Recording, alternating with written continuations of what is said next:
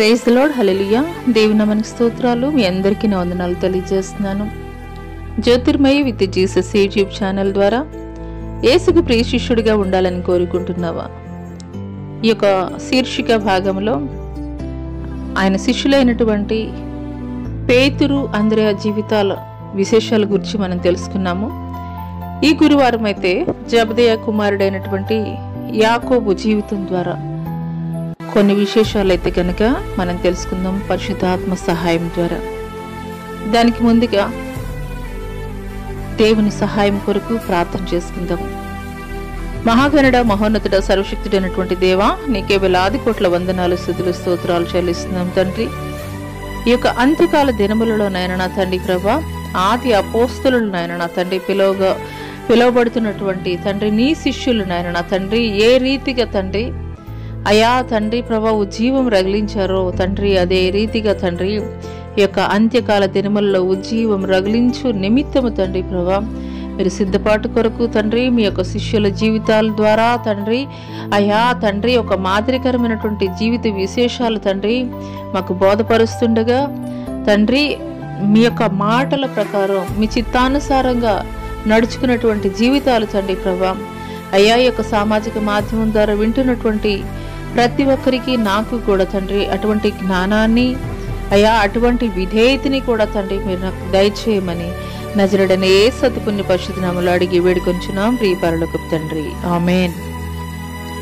మరొకసారి దేవుని నామం పేరిట మీ అందరికీ వందనాలు తెలియజేస్తున్నామండి. Praise lord. మహాగణుడు, మహోన్నతుడైనటువంటి సర్వశక్తుడైనటువంటి దేవాది దేవుడు మనందరినీ ఆయన కృపలో భద్రపరిచి కాపాడిన విధానాన్ని బట్టి దేవాదేవునికే మరొకసారి స్తుతులు చెల్లిద్దాం. హల్లెలూయా.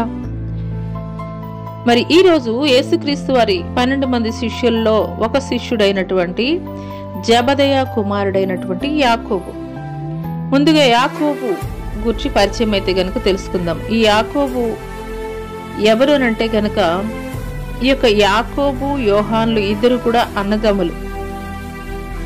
యేసుక్రీస్తు వారి 12 మంది శిష్యుల్లో ఒక శిష్యుడు ఈ యొక్క యాకోబు.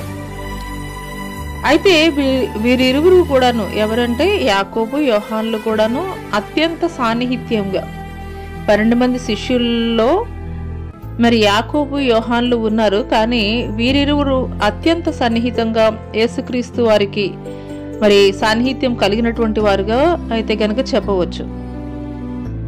వీరి యొక్క తల్లిదండ్రుల పేర్లు, యాకోబు యొక్క తల్లిదండ్రుల పేర్లు జబదెయ, సలోమి. వీళ్ళ వృత్తి ఏమిటంటే కనుక చేపలు పట్టేటువంటి జాలర్లు. అంత మాత్రమే కాదు, వీరికి అనేక పడవలు మరి అనేక మంది సేవకులు కూడా ఉన్నట్లుగా లేఖనాల ద్వారా తెలియపరచబడుతుంది. పేతురు, యోహాను, యాకోబుల్ని క్రీస్తు యొక్క ఆంతరంగిక త్రయం అని కూడా పిలుస్తారు. ఎందుకొరకు అనంటే కనుక ఆయన గెత్సెమనే వనానికి వెళ్ళేటప్పుడు, రూపాంతరపు కొండ అక్కడికి వెళ్ళేటప్పుడు ఇలా కొన్ని ప్రత్యేకమైనటువంటి స్థలాలకి వెళ్ళేటప్పుడు యేసుక్రీస్తు వారు 12 మంది శిష్యులు యేసుక్రీస్తు వారి చుట్టూ ఉన్నప్పటికీ కూడాను వీరు ముగ్గురికి ఒక ప్రత్యేకమైన ప్రాధాన్యత యేసుక్రీస్తు వారి యొద్ద ఉన్నది అనే విషయం అయితే గనక ఈ యొక్క విషయాల ద్వారా అయితే గనక తెలియజేయబడుతుంది. హల్లెలూయా. యేసుక్రీస్తు వారు యాకోబుని పిలిచినటువంటి విధానం ఏ రీతిగానంటే గనక మరి పరిశుద్ధ గ్రంథంలోని మత్తయి సువార్త 4వ అధ్యాయము 18 నుండి 22 వచనాలు గనక మనం చూసుకున్నట్లయితే మత్తయి సువార్త 4వ అధ్యాయం 18 నుండి 22 వచనాలు గనక మనం చూసుకున్నట్లయితే యేసు మరి గలిలయ తీరం వెంబడి నడుచుండగా పేతురు అనబడిన సీమోను, అతని సహోదరుడైన అంద్రెయ అను ఇద్దరు సోదరులు సముద్రంలో వల వేయట చూచిన వెంబడి రండని నేను మిమ్మల్ని మనుషులను పట్టు జాలర్లుగా చేతునని వారితో చెప్పాను. మొదటగా యేసుక్రీస్తు వారు ఆ యొక్క గలిలయ తీరం వెంబడి నడుచుకుంటూ వెళుతున్నటువంటి క్రమంలో పేతురు అనబడినటువంటి సీమోన్, అంటే ఇతని పేరు మొదటగా సీమోన్, మరి అతని అన్న అయినటువంటి అంద్రెయ, వాళ్ళ ఇరువురిని కూడాను సముద్రంలో మరి చేపలు పట్టేందుకు వల వేస్తున్నటువంటి క్రమంలో యేసుక్రీస్తు వారు పిలుస్తున్నారు, నా వెంబడి రండి, నేను మిమ్మల్ని మనుషులను పట్టు జాలర్లుగా చేస్తానని దేవుడు వారిని పిలిచినప్పుడు వాళ్ళు ఏం చేశారంటే వెంటనే వారి యొక్క వలలు విడిచిపెట్టి యేసుని వెంబడించినట్లుగా అయితే గనక లేఖనం తెలియజేస్తుంది. హల్లెలూయా. ఆ తర్వాత చూసుకున్నట్లయితే అక్కడ నుండి ఆయన కొంత దూరము వెళుతూ జెబెదయి కుమారులైన యాకోబు అతని సహోదరుడు యోహాను అనువారు తమ తండ్రి అయిన జెబెదయి దోణిలో తమ వలలు బాగు చేసుకొని చుండగా చూచి వారిని పిలిచెను. వెంటనే వారు తమ దోణిను తమ తండ్రిని విడిచిపెట్టి ఆయనను వెంబడించిరి. హల్లెలూయా. ఇక్కడ మనం చూస్తున్నట్లయితే ఈ నలుగురు వ్యక్తులు కూడాను చేపలు పట్టేటువంటి జాలర్లు. అయితే యేసుక్రీస్తు వారు ఆ యొక్క గలిలయ తీరం వెంబడి వెళుతూ ఎప్పుడైతే నన్ను వెంబడించమని పిలిచారో వారు తక్షణమే వారు చేసినటువంటి పని ఏంటంటే వారి చేతిలో ఉన్నటువంటి విలువైనది అని చెప్పాలి. ఎందుకోసమో ఆ యొక్క వలలు విలువైనవి అని అంటే వారి యొక్క జీవనాధారమే అది.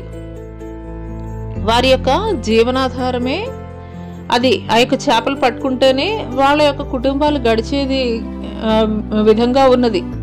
వారి యొక్క జీవన విధానమే అది. కానీ దేవుడు ఎప్పుడైతే పిలిచాడో నన్ను వెంబడించమని వారి జీవనాన్ని కూడా వారు విడిచి దేవుణ్ణి వెంబడించినటువంటి వారిగా ఉన్నారు. హల్లెలూయా. ఈ యొక్క సమయంలో పరిశుద్ధాత్ముడు నిన్ను అడుగుతున్నటువంటి ఒక ప్రశ్న, దేవుణ్ణి వెంబడిస్తున్నటువంటి నీవు లోకానుసారముగా నువ్వెంతగానో ప్రేమించేటువంటివి, ఆయనకి ఇష్టం లేనటువంటివి నువ్వు ఏమి వదిలిపెట్టేస్తున్నావు? ఆయన్ని వెంబడిస్తున్నానని చెప్తున్నావు, కానీ ఏమి విడిచిపెట్టగలుగుతున్నావు? వారి యొక్క జీవనమైనటువంటి వలల్ని విడిచిపెట్టేశారు. దేవుని కంటే అత్యధికముగా నువ్వు దేనిని కూడా ప్రేమించడానికి వీలు లేదని దేవుడు తెలియజేస్తున్నాడు. దేవుడిని వెంబడిస్తున్నటువంటి నీవు ఏ రీతిగా ఉండాలి అని అంటే గనక నీకు ఏది ఫస్ట్ ప్రయారిటీ, ఏది ప్రాధాన్యత అని నీవు అనుకుంటావో ఆ ప్లేస్లో ఫస్ట్ ప్రయారిటీ దేవుణ్ణి ఉంచాలి. ఆ ప్రయారిటీని పక్కకు పెట్టేసేయాలని దేవుడు చెప్తున్నాడు. ఎందుకొరకు అనంటే గనక ఆయన చిత్తానుసారంగా నడుచుకొనుటయే మన యొక్క విధి. హల్లెలూయా. ఆ రోజు వాళ్ళు వారి యొక్క జీవనాన్ని విడిచిపెట్టినటువంటి వారుగా ఉన్నారు. ఈ యొక్క ఉదయకాల సమయంలో పరిశుద్ధాత్ముడు నిన్ను అడుగుతున్నటువంటి ఒక ప్రశ్న, నీవు దేవుని కొరకు ఏమి విడిచిపెట్టగలవు అని అడుగుతున్నాడు. హల్లెలూయా. ఆయనకి ఇష్టం లేనటువంటి తలంపులు, ఆలోచనలు, వ్యసనాలు, నోటి మాటలు, తలంపులు, రకరకాలైనటువంటి వ్యసనాలు ఏది వదిలిపెట్టగలుగుతున్నావు? ఏది దేవుని కొరకు త్యాగం చేయగలుగుతున్నావు? దేవుణ్ణి వెంబడించడం అంటేనే ఒక సాక్రిఫైస్ చేయడం. సాక్రిఫైస్ ఆయన మనకి చూపించినది అదే. 33.5 సంవత్సరాలు ఆయన జీవించినటువంటి జీవిత కాలంలో ఆయన చూపించింది అదే. త్యాగము చేశాడు మన కొరకు. ఆయన ప్రాణంను త్యాగం చేశాడు. నీవేం చేయగలుగుతున్నావు దేవుని కొరకు? హల్లెలూయా. నీకు అత్యంత ఇష్టమైనది, అత్యంత ప్రీతి పాత్రమైనది ఏదైతే ఉన్నదో, దేవునికి అయిష్టమైనటువంటి గుణగణాలు, లేదంటే నువ్వు అత్యధికంగా ఏదైతే దేవుని కంటే ఫస్ట్ ప్రయారిటీలో పెడుతున్నావో వాటిని విడిచిపెట్టడమే ఆయనకి విధేయత చూపించడం. యేసుక్రీస్తు వారి యొక్క శిష్యులుగా ఉండాలి అని అంటే మొట్టమొదటి లక్షణం ఏంటంటే, నువ్వు ఏదైతే నీ జీవితంలో ప్రయారిటీ అనుకుంటున్నావో దేవుని కంటే ముందు లోకానుసారమైనవి అవి పక్కన పెట్టి దేవుణ్ణి ఫస్ట్ ప్లేస్లో పెట్టమని దేవుడు తెలియజేస్తున్నాడు. హల్లెలూయా. మరి యేసు పరిచర్యలో పాల్గొన్నటువంటి విధానం, ఈ యొక్క యాకోబు ఏ రీతిగా యేసుక్రీస్తు వారి పరిచర్యలో ఉన్నాడు పాలిభాగస్తుడిగా అనే విషయం అంతే గనుక కొన్ని విషయాలు మనం తెలుసుకుందాము. లూకాసు వార్త 4వ అధ్యాయం 38 నుండి 39 వచనాలు గనుక మనం చూసుకున్నట్లయితే, కపెర్నహూములో యేసు ప్రభువు పేతురు గృహమునకు వచ్చి అతని అత్తకు జ్వరముగా ఉన్నదన యేసు గద్దించి వెంటనే జ్వరము ఆమెను వీడెను. ఆ సమయంలో యాకోబు కూడా వారితో కూడా ఉన్నాడు. హల్లెలూయా. యేసుక్రీస్తు వారు పరిచర్య జరిగిస్తున్నటువంటి క్రమంలో పేతురు యొక్క అత్తకి జ్వరముగా ఉన్నటువంటి ఆ యొక్క సందర్భంలో ఆ ఇంటికి వెళ్ళాడు. ఆమె కూర్చి ప్రార్థన చేస్తున్నప్పుడు యేసుక్రీస్తు వారు వెంటనే ఆమె జ్వరము ఆమెను విడిచి వెళ్ళిపోయినప్పుడు ఆమె యేసుక్రీస్తు వారికి పరిచర్య జరిగించినట్లుగా అయితే గనక లేఖనంలో రాయబడి ఉంటుంది. ఆ యొక్క సమయంలో యాకోబు కూడాను క్రీస్తుతో పాటు ఉన్నటువంటి వాడిగా ఉన్నాడు. హల్లెలూయా. అదే రీతిగా మార్కు సువార్త 5వ అధ్యాయం 37 నుండి 43 వచనాల వరకు మనం చూసుకున్నట్లయితే యేసు చనిపోయిన వారిని లేపిన సందర్భాల్లో అంటే యాజకుడి కుమార్తె నుండి మరి యాకోబు ప్రభువుకు సన్నిహితంగా ఉండి వాటిని ప్రత్యక్షంగా చూచినందున ఇతనికి మరణం అంటే భయం పోయింది. అందువల్ల ప్రభు పరిచర్యను బహు ధైర్యంగా కొనసాగించాడనైతే గనక చెప్పవచ్చు. హల్లెలూయా. ప్రతి మానవుడు కూడా ఎక్కడండి అతను బలహీనుడు అయిపోయేది అనంటే గనక ఎక్కడ అనంటే గనక మరణం దగ్గరే. హల్లెలూయా. లోకమంతా జయించవచ్చు, కానీ మరణం దగ్గరికి వచ్చేసరికి ప్రతి వ్యక్తి కూడాను భయపడిపోతున్నాడు. కానీ ఈ యొక్క యాకోబు ధైర్యం కలిగి దేవుని సువార్త పరిచర్య జరిగించారు అనంటే దానికి ఒక రీజన్ ఏమిటి అనంటే కనుక యేసుక్రీస్తు వారి వెంబడి వెళ్ళినటువంటి క్రమంలో ఆయన చనిపోయినటువంటి వారిని కూడాను లేపినటువంటి సందర్భంలో ఈ యొక్క యాకోబు అయితే గనక ఆయన పరిచర్య జరిగించడానికి ధైర్యం ఎక్కడ నుండి వచ్చింది అనంటే గనక క్రీస్తుని వెంబడించడం ద్వారానే. హల్లెలూయా. ఆ తర్వాత చూసుకున్నట్లయితే మూడో విషయం లూకాసు వార్త 9వ అధ్యాయము 54-55 వచనాలు గనుక మనం చదువుకున్నట్లయితే సమరయ మార్గాన యెరూషలేము వెళుతూ దారిలో ఒక చిన్న గ్రామం గుండా నడుస్తున్నప్పుడు ఆ గ్రామస్తులు వీరిపై కొంత ప్రతికూలతను ప్రదర్శించారు. అందుకు యాకోబు యోహానులు ప్రభు వద్దకు వచ్చి, ప్రభువా, ఆకాశం నుండి అగ్ని దిగి వచ్చి వీరిని నాశనం చేయనట్లు మేము ఆజ్ఞాపించడం నీకు ఇష్టమా అని అడిగారు. అందుకు యేసు ప్రభు వారి తట్టు తిరిగి వారిని గద్దించును మరియు మనుషుల ఆత్మలను రక్షించుటకు మాత్రమే తాను వచ్చినని వారికి చెప్పెను. వారికి ఉన్న ఆ విప్లవాత్మక ధోరణికి ప్రభు వారికి ఉరుము ధ్వని కుమారులు లేక బోయనెర్గసు అను బిరుదు ఇచ్చాడు. ఇది మార్కు సువార్త 3వ అధ్యాయం 17-18 వచనాల్లో చూసుకున్నట్లయితే మనకి కనిపిస్తుంది.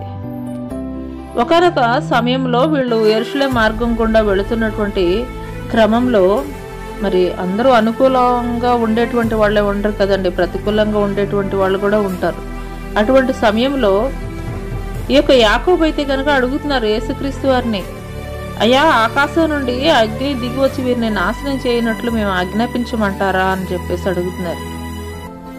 ఆయన చేయలేడండి ఆ పని, ఆయన చేయగలడు, కానీ మౌనంగా ఎందుకు ఉన్నాడు అని అంటే కనుక అందుకొరకే వాళ్ళకి ఆయన ఎందుకొరకు ఈ భూమి మీదకి వచ్చారనే విషయాన్ని అర్థమయ్యే రీతిలో ఆయన చెప్తున్నాడు మార్కు సువార్త 3వ అధ్యాయం 17-18 వచనాల్లో. అందుకు యేసు ప్రభు వారి తట్టు తిరిగి వారిని గద్దించును మరియు మనుషుల ఆత్మలో రక్షించుటకు మాత్రమే తాను వచ్చినని వారికి చెప్పెను. వారికి ఉన్న ఆ విప్లవాత్మక ధోరణికి ప్రభువు వారికి ఉరుము ధ్వని కుమారులు లేక బోయనెర్గసు అను బిరుదు ఇచ్చాను. హల్లెలూయా. అవునండి, ఆయన భూమి మీదకి వచ్చింది మనుషుల్ని చంపాలని మాత్రం కాదు, కానీ వారి యొక్క ఆత్మల్ని రక్షించు నిమిత్తమే నశించి నరకాగ్నిగుండానికి ప్రతి మానవుడు కూడా ఏడవబడుతున్నటువంటి క్రమంలో మనుషులందరి పాపముల నిమిత్తమై ఆయన ఒకే ఒక పరిశుద్ధమైనటువంటి బలియాగాన్ని సమర్పించాడు. అదే శిలువ యాగము. హల్లెలూయా. అందుకొరకే దేవుడు యాకోబుతోటి చెప్తున్నాడు, నేను ఆత్మల్ని రక్షించు నిమిత్తమే నేను వచ్చాను. మనుషుల్ని చంపేందుకు కాదు అని తెలియజేస్తూ వారి ఇరువురికి అంటే యోహాను యాకోబులకి పెట్టినటువంటి పేరు ఏంటి అని అంటే యేసుక్రీస్తు వారు వారి యొక్క మరి విప్లవాత్మకమైనటువంటి వారి యొక్క ఆలోచనలను బట్టి యేసుక్రీస్తు వారు వారికి పెట్టినటువంటి పేరు ఏంటంటే బోయనెర్గసు అను పేరునైతే గనక పెట్టారు. హల్లెలూయా అంటే వెంటనే రియాక్ట్ అయ్యే ధోరణి అనమాట. అంటే ఎవరన్నా ఏదైనా ఒక మాట అంటే దాన్ని ఓర్చుకునే తత్వం, సహించుకునే తత్వం లేకుండా వెంటనే రియాక్ట్ అయ్యే ఆ యొక్క తత్వాన్ని బట్టి యేసుక్రీస్తు వారు యోహాను యాకోబులకి ఇచ్చినటువంటి పేరు ఏంటనంటే గనక బోయనెర్గసు అనే పేరునైతే గనక పెట్టారు. ఆ తర్వాత 4వ విషయం ఏంటంటే మత్తయి సువార్త 26వ అధ్యాయం 36 నుండి 46 వచనాల వరకు మనం చూసుకున్నట్లయితే ఇక్కడ గెత్సెమనే వనము ఆ యొక్క సందర్భాన్ని అయితే గనక మనం చూస్తాము.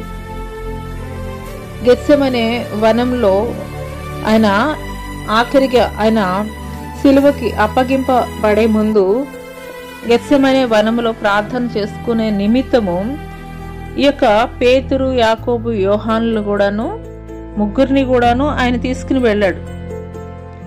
తీసుకుని వెళ్ళి అక్కడ కూతవేటు దూరంలో వీరు ముగ్గురిని కూడాను ప్రార్థన చేయమని దేవుడు చెప్పాడు. ఆయన మరి వారికి దూరంగా ప్రార్థన చేసుకోవడానికి వెళ్ళినట్లుగా అయితే గనక మనం ఇక్కడ చూస్తున్నాం. హల్లెలూయా అంటే యేసుక్రీస్తు వారి యొక్క ఆంతరంగిక త్రయము, యేసుక్రీస్తు వారి యొక్క ఆంతరంగిక త్రయం అని చెప్పవచ్చు. ఇక్కడ ఈ యొక్క గెత్సెమనే వనంలో యేసుక్రీస్తు వారు ఎంతగా ఆయన వేదన చెందారో, చెమట రక్తముగా మారినంతగా ఆయన ప్రార్థించారు అనే మాటనైతే గనక మనం చూస్తాము. ఆ యొక్క వాక్యాన్ని ప్రత్యక్షంగా సమీపంగా చూసినటువంటి వ్యక్తులు ఎవరనంటే గనక ఈ యొక్క యాకోబు, యోహాను, పేతురు. హల్లెలూయా. 5వ విషయం ఏంటంటే యోహాను సువార్త 20వ అధ్యాయము 19వ వచనంలో గనక మనం చూసుకున్నట్లయితే యేసుక్రీస్తు వారు పునరుద్ధానుడైన తర్వాత ఆదివారం సాయంకాలం శిష్యులకు భయపడి తమ కూడి ఉన్న గదిలో భయపడి తలుపులు వేసుకుని ఉండగా యేసు వచ్చి వారి మధ్యన నిలిచి మీకు సమాధానం కలుగునుగాక అని చెప్పారు. హల్లెలూయా. ఇక్కడ యేసుక్రీస్తు వారు పునరుద్ధానుడు అయిపోయారు. ఆయన సిలువ అప్పగించబడటము, పునరుద్ధానుడు అవడం జరిగింది. పునరుద్ధానుడు అయిన తర్వాత ఆయన శిష్యులకి ఆయన ప్రత్యక్షత దొరికింది. ఆయన యొక్క ప్రత్యక్షతని శిష్యులకైతే గనక ఇచ్చారు. మరి యూదులకు భయపడి వారు తలుపులు వేసుకొని ఉన్నటువంటి క్రమంలో యేసుక్రీస్తు వారి శిష్యులు వారి మధ్యలోనికి వచ్చి యేసుక్రీస్తు వారు మీకు సమాధానం కలుగునుగాక అని వారితోటి మాట్లాడారు.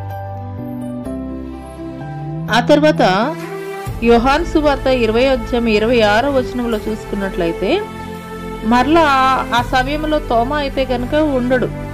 ఆ తోమా అడుగుతాడు, మీరు ఆయన ప్రక్కలో బల్లెంతో పొడిచారు కదా, మరి మీరు ఆ యొక్క మీ యొక్క వేలుని ఆ యొక్క గాయములో పెట్టి చూసారా, ఆయన నిజమేనా కాదా అని చెప్పేసి ఒక సందేహాన్ని అయితే తెలియజేసినటువంటి క్రమంలో మరలా తోమా కూడా ఉన్నటువంటి క్రమంలో యేసుక్రీస్తు వారు రెండవసారి కూడాను శిష్యులందరితో పాటు తోమా కూడా ఉన్నటువంటి సమయంలో మరలా రెండవసారి ప్రత్యక్షమవుతారు. 3వది ఎక్కడ అనంటే గనక మత్తయి సువార్త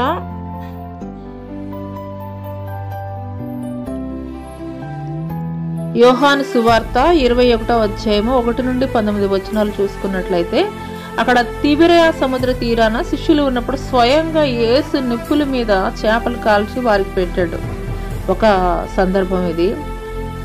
మరి రెండవ సందర్భం ఏంటంటే అపోస్తలుల కార్యములు 1వ అధ్యాయం 9వ వచనంలో చూసుకున్నట్లయితే యేసుక్రీస్తు తన తండ్రి యొద్దకు ఆరోహణమైనప్పుడు శిష్యులందరూ కూడాను ఉన్నారు. వారిలో ఈ యొక్క యాకోబు కూడా ఉన్నాడు. 3వది మరి మత్తయి సువార్త 20వ అధ్యాయము 20 నుండి 23 వచనాలు కనుక మనం చూసుకున్నట్లయితే, ఒక దినమున యాకోబు యోహానుల తల్లి ప్రభునొద్దకు వచ్చి, దేవా, నీ మహిమ రాజ్యంలో నీవు తిరిగి వచ్చినప్పుడు నా కుమారులను నీకు కుడి ఎడమ కూర్చుండుటకు అనుమతి ఇవ్వమని కోరింది. అందుకు ప్రభు, అది నా చిత్తం కాదు, దేవుని చిత్త ప్రకారమే జరుగుతుంది అని ఆ కోరిక అంగీకరించలేదు. ఒకనొక సమయంలో యాకోబు యోహానుల యొక్క తల్లి యేసుక్రీస్తు వారి వద్దకు వచ్చి అడుగుతుంది, అయ్యా, నీ మహిమ రాజ్యంలో నువ్వు తిరిగి వచ్చినప్పుడు నా కుమారులను నీ కుడి ఎడమవైపు కూర్చుండటకు అనుమతి ఇవ్వమని చెప్పేసి యేసుక్రీస్తు వారిని అడిగినప్పుడు యేసుక్రీస్తు వారు చెప్పినటువంటి సమాధానం ఏంటంటే కనుక, అది నా చిత్తం కాదు, నా యొక్క తండ్రి చిత్తం ప్రకారమే అది జరుగుతుందని తెలియజేశాడు. హల్లెలూయా. ఇక్కడ 7వ విషయం ఏంటంటే కనుక, యేసుక్రీస్తు వారు ఆరోహణం అవుతున్నటువంటి క్రమంలో, హల్లెలూయా, అపోస్తలుల కార్యము 2వ అధ్యాయము 1 నుండి 4 వచనాలు కనుక మనం చూసుకున్నట్లయితే, వీరు పరిశుద్ధాత్మని పొందుకున్నటువంటి సందర్భాన్ని అయితే కనుక మనం ఇక్కడ చూస్తాం. ఆయన ఆరోహణం అవుతున్నటువంటి క్రమంలో, నేను మీ కొరకు ఒక ఆదరణకర్తను పంపిస్తాను, యెరూషలేములో మీరు ఎదురు చూడమని చెప్పినప్పుడు మేడ గదిలో ఈ యొక్క 12 మంది శిష్యులతో కలిపి మొత్తం 120 మంది ఒకే చోట కూడి ఉండి ప్రార్థిస్తున్నటువంటి క్రమంలో 10వ దినం పెంతెకోస్తు పండుగ దినం వచ్చినప్పుడు, మరి వేగముగా వీచు బలమైనటువంటి ఒక ధ్వని ఆకాశం నుండి అకస్మాత్తుగా ఇల్లంతయు నుండి అగ్ని జ్వాలల వంటి నాలుకలు విభాగింపబడి వారిలో ఒక్కొక్కరి మీద వ్రాలగా అందరూ పరిశుద్ధాత్మతో నిండుకున్న వారై వారికి వాక్ శక్తి అనుగ్రహించిన కొలది అన్య భాషలు మాట్లాడసాగిరి. హల్లెలూయా.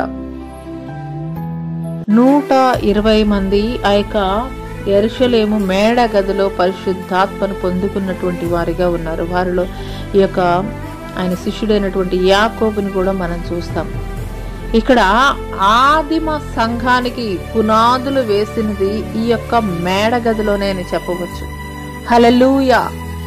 అక్కడ నుండే పరిచర్య విస్తరించబడిందని చెప్పవచ్చు. ఆదిమ సంఘ పునాదులు నిర్మించబడింది అక్కడ వారి యొక్క ప్రార్థన ద్వారానే, అక్కడ శక్తి పొందుకొనడం ద్వారానే, పరిశుద్ధాత్మ యొక్క శక్తి పొందుకొనడం ద్వారానే ఆదిమ సంఘ పునాదులు నిర్మించబడినే అని చెప్పడంలో ఏమాత్రమైతే గనక సందేహం లేదని చెప్పవచ్చు. హల్లెలూయా, హల్లెలూయా. ఇక్కడ 7 విషయాలైతే గనక పరిశుద్ధాత్ముడు మనకి తెలియజేస్తున్నాడు. 7 విషయాలు యేసుక్రీస్తు వారి పరిచర్యలో యాకోబు పాల్గొన్నటువంటి 7 విషయాలు. 1, పేతురు అత్త జ్వరంతో ఉన్నప్పుడు యేసుక్రీస్తు వారు బాగు చేసినటువంటి క్రమంలో. 2వది, మరి యేసుక్రీస్తు వారు చనిపోయినటువంటి వారిని లేపినటువంటి సందర్భంలో. 3వది, మరి సమరయ మార్గాన యెరూషలేము వెళుతున్నటువంటి సమయంలో కొంతమంది మరి ఆ యొక్క గ్రామస్తులు వీరి మీద ప్రతికూలమైనటువంటి ఆలోచన కలిగి ఉన్నప్పుడు వీరు తొందరపాటు తనంతో ఆకాశం నుండి అగ్నిని దించి మేము వీరిని నశింప చేయాలని అడిగినప్పుడు దేవుడైతే గనక వారితోటి మాట్లాడుతున్నారు, మరి మనుషుల్ని నశింప చేయడం కొరకు కాదు కానీ రక్షించు నిమిత్తమే నేను ఈ భూలోకానికి వచ్చానని దేవుడు ఆయన యొక్క ప్రేమని తెలియజేస్తున్నారు. 4వది, గెత్సెమనే వనంలో. 5, మరి పునరుద్ధారుడు అయిన తర్వాత యేసుక్రీస్తు వారి యొక్క ప్రత్యక్షత. 6, తిబిరియా సముద్ర తీరాన ఉన్నప్పుడు వారిని దర్శించినటువంటి విధానాన్ని అయితే గనక మనం చూస్తాము. 7వది, మరి పరిశుద్ధాత్మ పొందుకోవడం అయితే గనక మనం చూస్తాం. పెంతెకోస్తు పండుగ దినమున యెరూషలేము మేడ గదిలో వారు పరిశుద్ధాత్మని పొందుకున్నటువంటి విధానాన్ని అయితే గనక మనం చూస్తాం. హల్లెలూయా. ఇక్కడ యాకోబు యొక్క సేవా జీవితాన్ని గురించి మనం తెలుసుకుందామండి. యాకోబు యొక్క సేవా జీవితము. ఈ యొక్క యాకోబు స్పెయిన్ దేశానికి వెళ్ళాడు పరిచర్య నిమిత్తము. రోమా చక్రవర్తి మరి చెరపట్టి దాసులుగా కొనిపోయినటువంటి యూదులకు సువార్త ప్రకటించినట్లుగా అయితే గనక మనకి ఈ యొక్క చరిత్రకారులు రాసినటువంటి ఆ యొక్క గ్రంథాల ద్వారా మనకి తెలియపరచబడుతుంది. హల్లెలూయా. రోమా చక్రవర్తి చెరపట్టుకుని పోయినటువంటి ఆ యొక్క యూదులకి ఈయన సువార్త ప్రకటించినటువంటి వాడిగా ఉన్నాడు స్పెయిన్ దేశంలో. ఆ తర్వాత స్పెయిన్లో తన సేవ ముగించుకుని మరి యెరూషలేముకి వచ్చిన తర్వాత హేరోదు రాజు యాకోబును బలాత్కారంగా పట్టుకొని ఖడ్గంతో శిరచ్ఛేదనం చేసి చంపాడు. అపోస్తుల్లో మొదట హతసాక్షి ఎవరు అని అంటే గనక ఈ యొక్క యాకోబు అని చెప్పవచ్చు. 12 మంది శిష్యులు కూడాను హతసాక్షులుగా మారారు. కానీ ఆ యొక్క హతసాక్షులుగా మారినటువంటి శిష్యుల్లో మొట్టమొదటి వాడు ఎవరు అని అంటే గనక హేరోదు రాజు యొక్క చేతిలో శిరచ్ఛేదనం ద్వారా. ఎందుకొరకు అని అంటే గనక హేరోదియా యొక్క జన్మదినం రోజున ఆమె యొక్క కోరిక తీర్చు నిమిత్తము, ఆమె యొక్క ఆలోచనని నెరవేర్చు నిమిత్తము ఈ యొక్క యాకోబునైతే కనుక శిరచ్ఛేదనం చేసినట్లుగా మనకు తెలియజేయబడుతున్న లేఖనం ద్వారా. హల్లెలూయా. మరి అటువంటి బోధే పేతురు కూడా చేస్తూ రోమా ప్రముఖులను ప్రజలను కలవరపరుస్తున్నందుకు మరి చెరసాల్లో పెట్టి మరి అనేక మందిని మరి బలాత్కారంగా మరి హేరోదు రాజు వారిని శిక్షించినట్లుగా అపోస్తల కార్యం 12వ అధ్యాయం 1 నుండి 3 వచనాల్లో అయితే కనుక మనం చూస్తాము. హల్లెలూయా.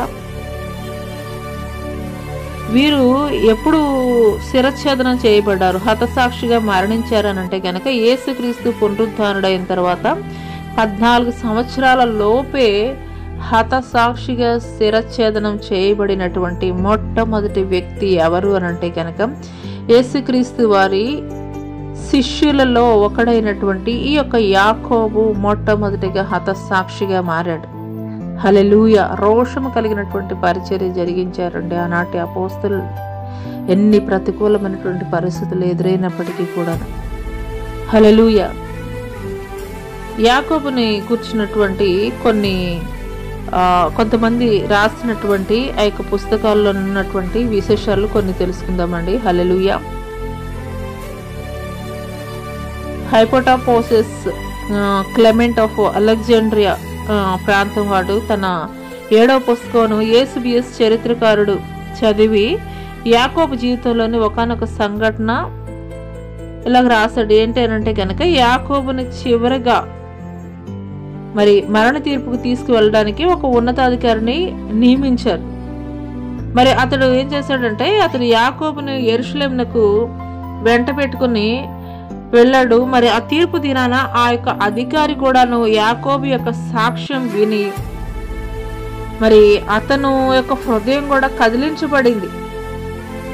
ఎవరైతే యాకోబుని చంపాలి అని చెప్పేసి హేరోదు రాజు ఆజ్ఞాపించాడో ఆ యొక్క సైన్యాధికారి వెంట పెట్టుకుని వెళ్ళినటువంటి ఆ యొక్క క్రమంలో యాకోబు యొక్క సాక్ష్యాన్ని శ్రద్ధగా విన్నటువంటి ఆ యొక్క సైనికుడు, ఆ యొక్క సైన్యాధికారి కూడాను అతని హృదయం కదిలింపబడి అతను కూడా క్రైస్తవ్యాన్ని స్వీకరించినట్లుగా అయితే గనక మనకి తెలియజేయబడుతుంది. అంతేకాదు మరి ఆ యొక్క న్యాయాధిపతి ఏం చేశాడంటే, ఆ యొక్క సైన్యాధికారి ఏం చేశాడంటే యాకోబు యొక్క స్టోరీ అంతా విన్నటువంటి ఆ యొక్క సైన్యాధికారి ఏం చేశాడంటే రాజుగారిని అడిగాడు, అయ్యా క్షమించండి అని చెప్పేసి అక్కడ న్యాయాధిపతిని కోరినప్పుడు రాజైన హేరోదు వారిద్దరిని కూడా శిరచ్ఛేదనం మరణశిక్ష అమలు జరిగించినట్లుగా తెలియజేయబడుతుంది. హల్లెలూయా. అంటే ఆ దినములలో ఎంత భయంకరమైనటువంటి మరి శిక్షలు వారు అమలు చేశారనేది ఇక్కడ తెలియజేయబడుతుంది. అదే రీతిగా 14-15 శతాబ్దంలో మరి యాకోబు చరిత్రని చిత్రలేఖనాల ద్వారా మరి వ్రాతపూర్వకంగా కథానికలు ద్వారా మరి సువార్తనైతే కనుక ప్రకటించడం జరిగింది. అదే రీతిగా మరి ఈ కాలంలో స్పెయిన్ దేశంలో ఉన్నటువంటి ఒకానొక కథానికం ఏంటంటే మరి యాకోబు జబదయ కుమారుడు, వీరు జాలర్లు. కానీ ఈ యాకోబు స్పెయిన్ దేశానికి వెళ్ళినప్పుడు హిడాలవోసి, కెబెల్లో రోస్ అనేవారు వారి ప్రాంతాలకు నాయకులుగా ఎంచుకున్నారు. వీళ్ళని ఎంచుకున్నప్పుడు మరి అంత పెద్ద స్పెయిన్ ప్రాంతానికి ఒక సామాన్య జాలరి మరి నౌకాధిపతిగా నియమించబడడం ఒక గొప్ప అద్భుతకరమైనటువంటి విషయం అయితే కనుక మనం చెప్పవచ్చు. మరి ముందుగానే ఇతన్ని ఉరిమెడి వారు బోయనెర్గస్సు అని మరి దేవుడైతే కనుక చెప్పారు కదా. అదే రీతిగా మరి పౌరుషవంతుడైనటువంటి ఈ యొక్క యాకోబు మూస్ అనేటువంటి తెగవారిని అందరినీ కూడాను మార్చేశాడు. ఆయన యొక్క సువార్త ద్వారా మూర్స్ అనేటువంటి ఒక తెగ జాతిని అందరినీ కూడాను ఆయన యొక్క సువార్త ప్రకటించి మరి యేసుక్రీస్తు వారి నిజమైనటువంటి దేవుడని వారిని అందరినీ కూడా మార్చినటువంటి వ్యక్తిగా అయితే కనుక మనం చెప్పవచ్చు. అంత మాత్రమే కాదు, మరి ఈ మూర్స్ అనేటువంటి వ్యక్తి ఎవరనంటే కనుక ఆ తెగకు ప్రధాన యోధుడు ఈ యొక్క మూర్స్. ఈ మూర్సు తెగవారు మరి క్రైస్తవ వ్యతిరేకులు. ఎలా ఉంటారనంటే గనక వాళ్ళ యొక్క ఆకారం వికృతమైనటువంటి ఆకారం కలిగినటువంటి వారు, భయంకరమైనటువంటి క్రూరత్వం కలిగినటువంటి వారు.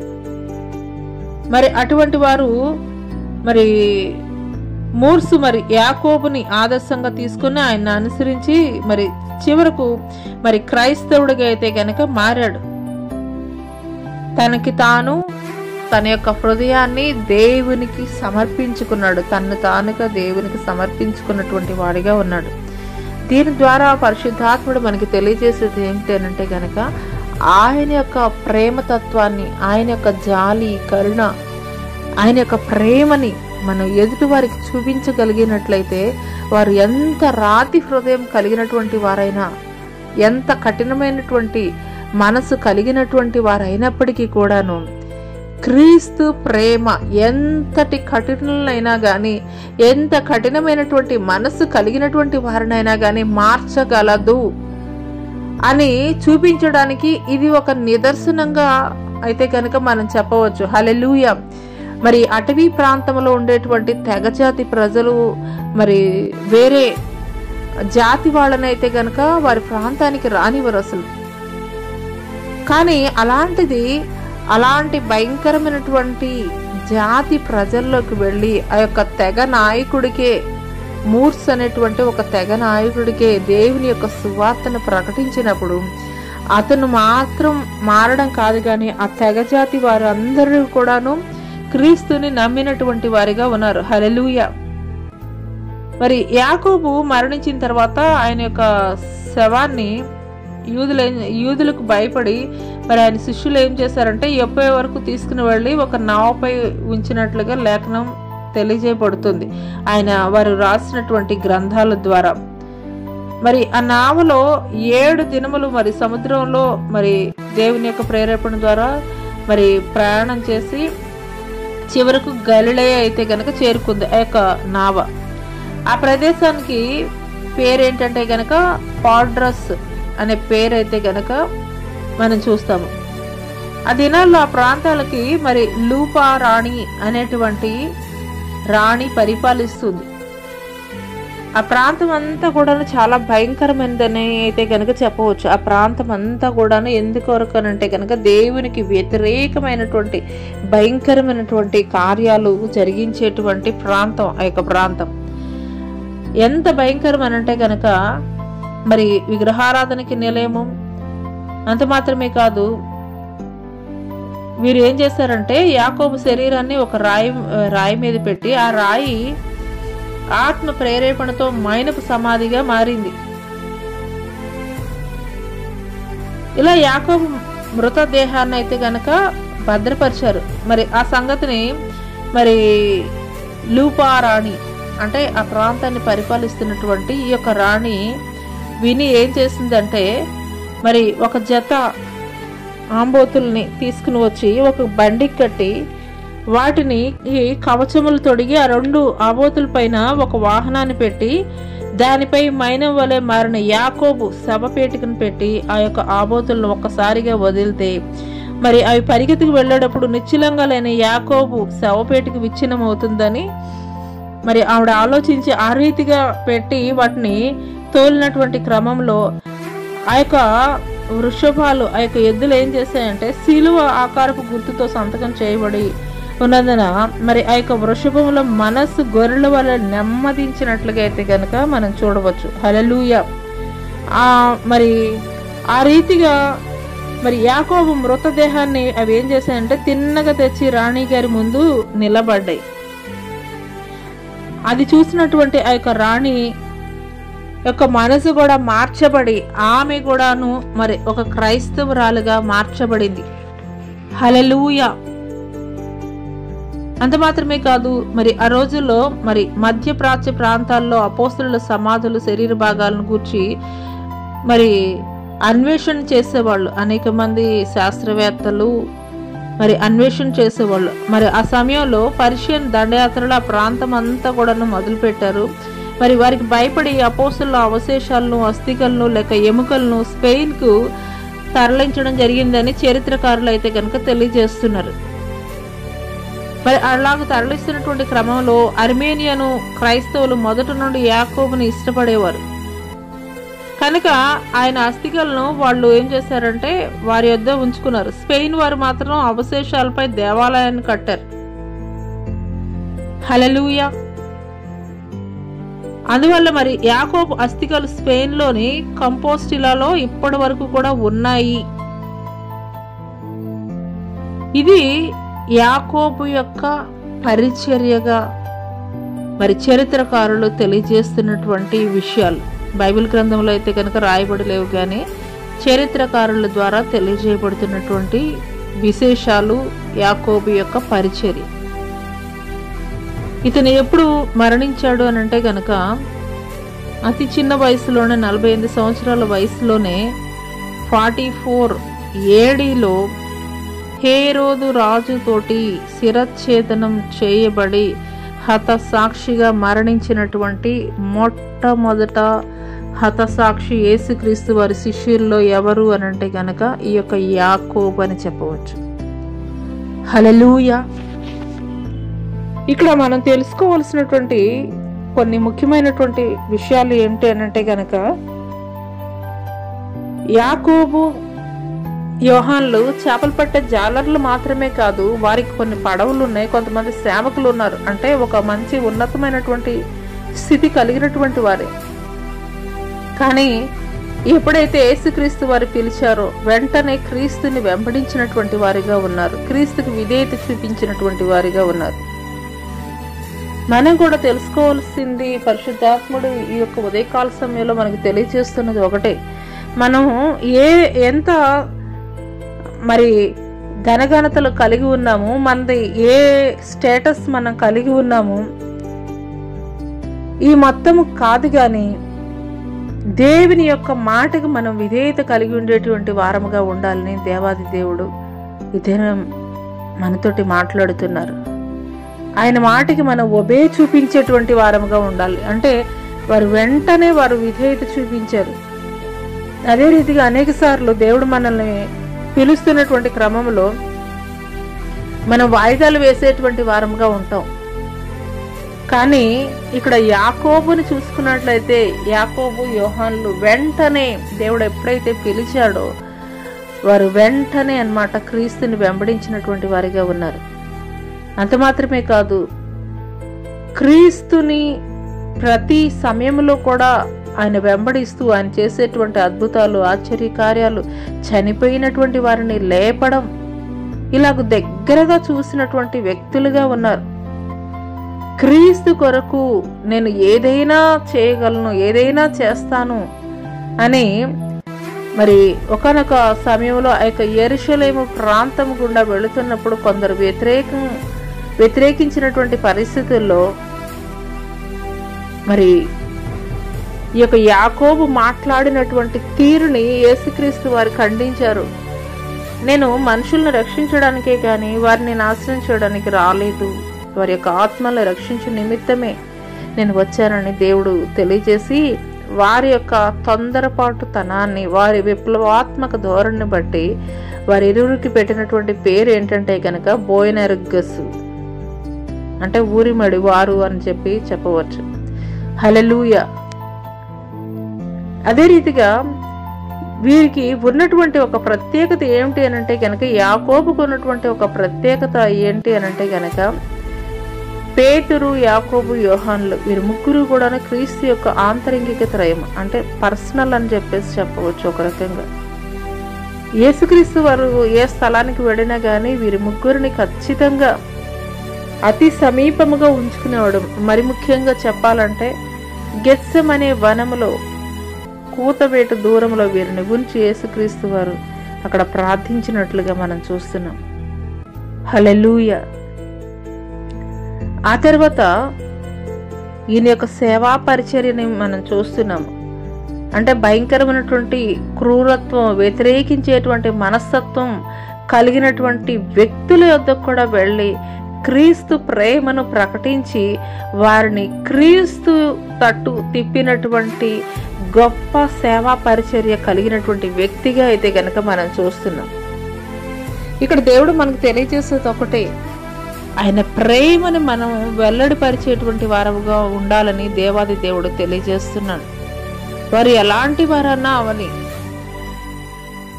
నిన్ను ప్రేమించే వారినే నీవు ప్రేమించడం వలన ఏంటి ప్రయోజనం? నిన్ను ద్వేషించే వారిని కూడా నువ్వు ప్రేమించాలని దేవుడు తెలియజేస్తున్నాడు. లోకంలో ఉన్నటువంటి వారు చేసేది ఏంటంటే, వారిని ఎవరైతే ఇష్టపడతారో, వారి మీద ఎవరైతే అభిమానం చూపిస్తారో వారినే అభిమానించేటువంటి వారిగా ఉంటారు. క్రీస్తుని వెంబడిస్తున్నటువంటి నీవు నేను కూడా చేయవలసింది ఏమిటనంటే కనుక, నీకు వ్యతిరేకంగా నిలబడినటువంటి వారి పట్ల, నిన్ను దూషించే వారి పట్ల, నిన్ను ద్వేషించే వారి పట్ల కూడాను నీవు అదే రకమైనటువంటి ప్రేమని చూపించాలని దేవుడు మనకి నేర్పిస్తున్నాడు. హల్లెలూయా. అటువంటి ప్రేమ చూపించడం ద్వారానే మరి ఇక అడవిలో ఉన్నటువంటి తెగ జాతికి సంబంధించినటువంటి మూర్స్ అనేటువంటి తెగ నాయకుడిని మాత్రమే కాదు, ఆ యొక్క జాతిని అంతటిని కూడాను క్రీస్తు ప్రేమ తెలియపరిచినటువంటి వ్యక్తిగా, క్రీస్తులోనికి నడిపించినటువంటి వ్యక్తిగా ఉన్నాడు. హల్లెలూయా, హల్లెలూయా. అంత మాత్రమే కాదు, అనేక ప్రతికూలమైనటువంటి పరిస్థితుల్లో కూడాను క్రీస్తుతో కూడా నడిచినటువంటి వ్యక్తిగా ఉన్నాడు. క్రీస్తు పరిచర్యలో ప్రతికూలమైనటువంటి పరిస్థితుల్లో కూడా ధైర్యం కలిగి నిలబడినటువంటి వాడిగా ఉన్నాడు. ఆఖరికి ఆయన ప్రాణాలని సైతం అర్పించడానికి కూడా వెనుతిరిగినటువంటి వ్యక్తిగా, హేరోదు రాజు యొక్క చేతిలో ఆయన హత సాక్షిగా మరణం పొందుకున్నటువంటి వ్యక్తిగా ఉన్నాడు. హల్లెలూయా. యాకోబు జీవితం దేవుడు మనకి నేర్పిస్తున్నటువంటి విషయాలు 3 విషయాలు. ఒకటి, క్రీస్తు మాటకి విధేయత కలిగి ఉండడము. 2, క్రీస్తు యొక్క గుణగణాలని కలిగి ఉండడము.